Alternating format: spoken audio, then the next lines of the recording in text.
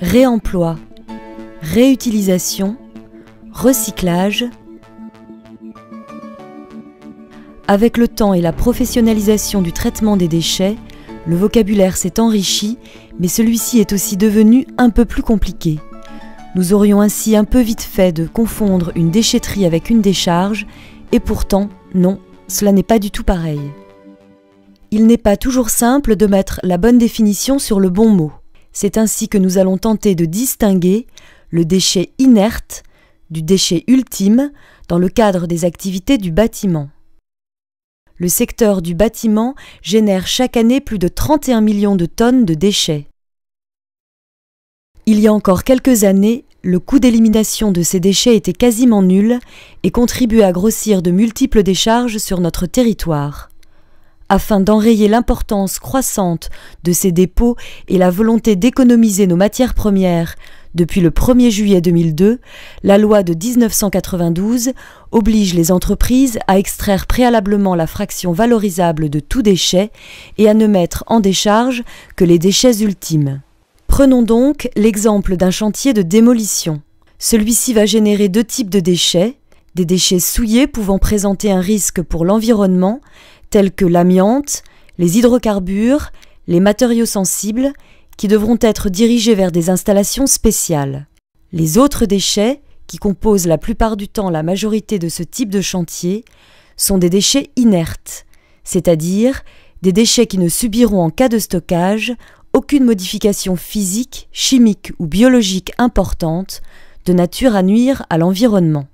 Mais tous ces déchets inertes vont connaître une destination différente selon qu'ils soient recyclables ou non. S'ils sont recyclables, ces déchets inertes rejoindront une centrale de valorisation.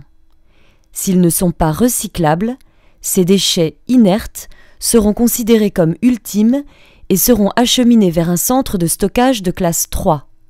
Il est important de rappeler que ces déchets ultimes, étant inertes, c'est-à-dire sans modification future, une fois stockés, ne présentent pas de danger pour l'environnement.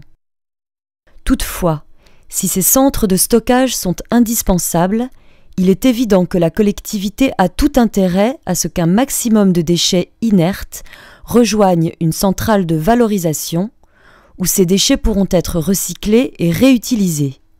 C'est tout l'enjeu de la qualité du travail de démolition qui doit être en fait une véritable déconstruction. Si un édifice est démoli d'une manière brute, alors tous les matériaux sont mélangés, le béton à la terre, les briques au gravat, les plâtres aux autres déchets.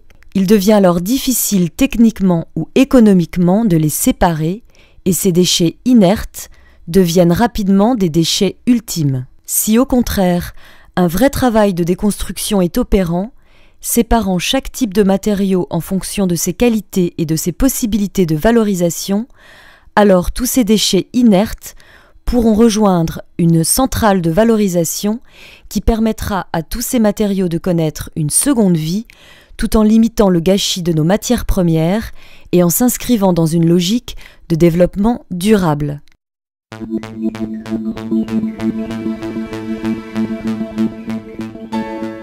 Parce que demain, notre société industrielle en perpétuelle évolution aura encore plus besoin de déconstruire pour reconstruire, il est impérieux que nos déchets inertes soient ultimes le plus tard possible.